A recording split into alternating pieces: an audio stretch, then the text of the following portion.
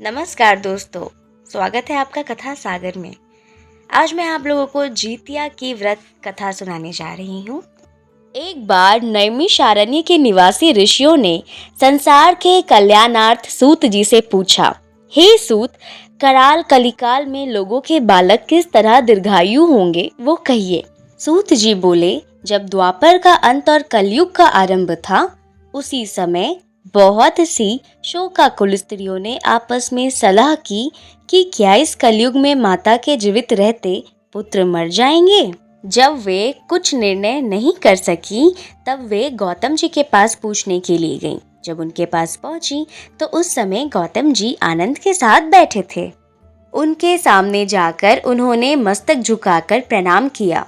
तदंतर स्त्रियों ने पूछा, हे प्रभु, इस कलयुग में लोगों के पुत्र किस तरह जीवित रहेंगे? इसके लिए कोई व्रत या तप हो तो कृपया करके बतलाइए। इस तरह उनकी बात सुनकर गौतम जी बोले, मैं आपसे वही बात कहूँगा जो मैंने पहले से सुन रखी है। गौतम जी ने कहा, जब महाभारत युद्ध का अंत हो गया और द्रोण पुत्र अश्वत्थामा के द्वारा अपने बेटे को मरा देखकर सब पांडव बड़े दुखी हुए, तो पुत्र के शोक से व्याकुल होकर द्रौपदी अपनी सखियों के साथ ब्राह्मण श्रेष्ठ धौम्य के पास गई और उसने धौम्य से कहा, हे विपेंद्र, कौन सा उपाय करने से बच्चे दीर्घायु हो सकते हैं? कृपया करके ठीक ठीक कहिए। इस पर धौम्य बोले, सतयुग में सत्य वचन बोलने वाला, सत्य आचरण करने वाला समदर्शी जीमूतवाहन नामक एक राजा था। एक बार वह अपनी स्त्री के साथ अपने ससुराल गया और वहीं रहने लगा। एक दिन आधी रात के समय पुत्र के शोक से व्याकुल कोई स्त्री रोने लगी, क्योंकि वह अपने बेटे के दर्शन से निराश हो चुकी थी। उसका पुत्र मर चुका था। वह रोती हुई कहती थी, हाय, मुझ बूढ़ी माता के सामने मेरा बेटा मरा जा रहा है। उसका रुदन सुनकर राजा जीमूतवाहन का तो मानो हृदय विदीर्ण हो गया। वह तत्काल उस स्त्री के पास गया और उससे पूछा, तुम्हारा बेटा कैसे मरा है? तब बूढ़ी ने कहा, गरुड़ प्रतिदिन आकर गांव के लड़कों को खा जाता है। इस पर दयालु राजा ने कहा, माता, अब तुम रो मत, आनंद से बैठो, मैं तुम्हारे बच्चे को बचाने का यत्न करता हूँ। ऐसा कहकर राजा उस स्थान पर गया जहाँ गरुड़ आकर प्रतिदिन मांस खाया करता था। उसी समय गरुड़ भी उस पर टूट पड़ा और मांस खाने लगा। जब अतिशय तेजस्वी गरुड़ ने राजा का बायां अंग खा लिया, तो झटपट राजा ने अपना दाहिना अंग फेर कर गरुड़ के सामने रख दिया। यह देखकर गरुड़ जी ने कहा, तुम कोई देवता हो? कौन हो तुम? मनुष्य तो नहीं जान पड़ते। अच्छा, अपना जन्म और कुल बताओ। ऐसा गरुड़ जी ने उस राजा से पूछा। जीमूतवाहन राजा से उन्होंने ये पूछा कि तुम अपना कुल और अपना नाम बताओ। पीड़ा से व्याकुल मन वाले राजा ने कहा, हे पक्षीराज, इस तरह के प्रश्न करना व्यर्थ है। तुम अपनी इच्छा भर मांस खाओ। यह सुनकर गरुड़ रुक गए और बड़े आदर से राजा के जन्म और कुल की बात पूछने लगे। राजा ने कहा, मेरी माता का नाम शैव्या और पिता का नाम शालीवाहन है। सूर्यवंश में मेरा जन्म हुआ है और जीमूतवाहन मेरा नाम है। राजा की दयालुता देखकर गरुड़ ने कहा, हे महाभाग, तुम्हारे मन में जो अभिलाषा हो वह वर मांगो। राजा ने कहा, हे पक्षीराज, यदि आप मुझे वर दे रहे हैं तो ये वर दीजिए कि आपने अभी तक जिन प्राणियों को भी खाया है वे सब जीवित हो जाएं।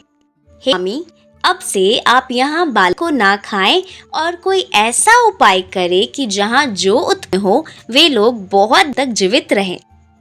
पक्षीराज गरुड़ राजा को वरदान देकर स्वयं अमृत के लिए नागलोक चले गए। वहां से अमृत लाकर उन्होंने मरे मनुष्यों की हड्डियों पर बरसाया। ऐसा करने से सब लोग जीवित हो गए जिनको कि पहले गरुड़ ने खाया था। राजा के त्याग और गरुड़ की कृपा से वहां के लोगों का कष्ट दूर हो गया। उस समय राजा के शरीर की शोभा दूनी हो गई थी।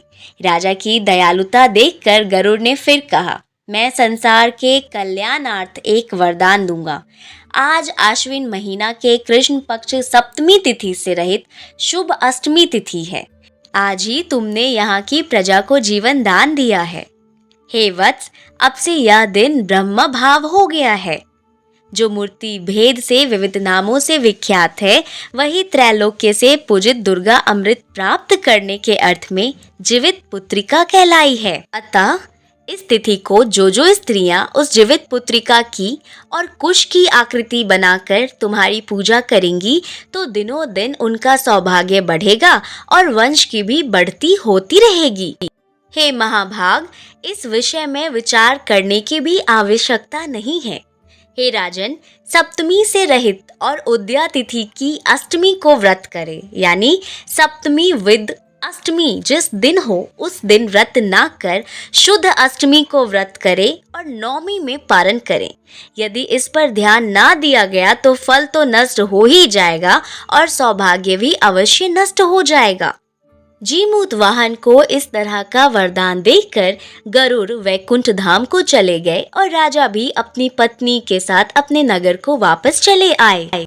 और धौम्य जी ने जीमूत वाहन की इस कथा को द्रौपदी जी से सुनाया और फिर द्रौपदी से उन्होंने कहा, हे देवी, मैंने यह अतिशय दुर्लभ व्रत तुमको बताया है। इस व्रत को करने से बच्चे दीर्घायु होते हैं। हे देवी, तुम भी पूर्वोक्त विधि से यह व्रत और दुर्गा जी का पूजन करो तो तुम्हें अभिलाषित फल प्राप्त होगा। मुनिराज धौम्य की बात सुनकर द्रौपदी के हृदय में एक प्रकार का कौतूहल उत्पन्न हुआ और पुरावासिनी स्त्रियों को बुलाकर उनके साथ यह उत्तम व्रत किया। गौतम जी ने स्त्रियों को धौम्य और द्रौपदी के बीच का ये संवाद बताया और फिर आगे उन्होंने कहा, यह व्रत और इसके प्रभाव को किसी एक चिल ने सुन लिया और अपनी सखी सियारिन को बतलाया। इसके बाद पीपल वृक्ष की शाखा पर बैठकर उस चिल ने और उस वृक्ष की खोडर में बैठकर सियारिन ने भी व्रत किया। चिल्ली किसी उत्तम ब्राह्मण के मुंह से यह कथा सुन आई और पीपल के खोडर में बैठी हुई अपनी सखी सियारिन को सुनाया। सियारिन ने आधी कथा सुनी थी कि उसे भूख लग गई और वह उसी समय शव से भरे हुए शमशान में पहुंची। वहां उसने इच्छा भर मांस का भोजन किया और चिल्ली बिना कुछ खाए पिए रह गई और सवेरा हो गया। सवेरे वह गौशाले में गई और वहां गौ का दूध पिया। इस तरह नवमी को उसने पारण किया। कुछ दिनों बाद वे दोनों मर गई और अयोध्या में किसी धनी व्यापारी के घर में जन्मी। संयोग से उस दोनों का जन्म लड़की के रूप में एक ही घर में हुआ, जिसमें सियारिन ज्येष्ठ हुई और चिल्ली छोटी हुई।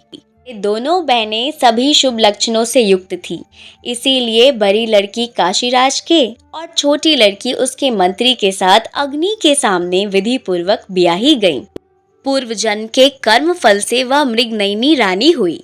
जिस किसी भी संतान को उत्पन्न करती वह मर जाती थी और पूर्व जन्म की बातों को स्मरण करने वाली मंत्री की पत्नी ने अष्ट वसुओं के सदृश तेजस्वी 8 बेटे उत्पन्न किए और सभी जीवित रह गए। अपने बहन के पुत्रों को जीवित देखकर ईर्ष्यावश राजपत्नी ने अपने स्वामी से कहा कि यदि तुम मुझे जीवित रखना चाहते हो तो इस मंत्री के सभी पुत्रों को उसी जगह भेज दो जहां मेरे बेटे गए हैं, अर्थात इन्हें मार डालो। यह सुनकर राजा ने उस मंत्री के पुत्रों को मारने के लिए कई प्रकार के उद्योग किए, कई प्रकार के परिश्रम किए, पर मंत्री पत्नी ने जीवित पुत्रिका के पुण्य बल से बचा लिया। एक दिन राजा ने अपने आदमियों से उन पुत्रों का सिर कटवाकर पिटारी में रखाया और वह पिटारी उनकी माता यानी कि जो मंत्री पत्नी थी उनके पास भेज दिया, किंतु वे 8 सिर बेशकीमती जवाहरात हो गए और भले चंगे वे 8 लड़के अपनी माता के पास वापस चले गए। उनको जीवित देखकर राजपत्नी को बड़ा आश्चर्य हुआ।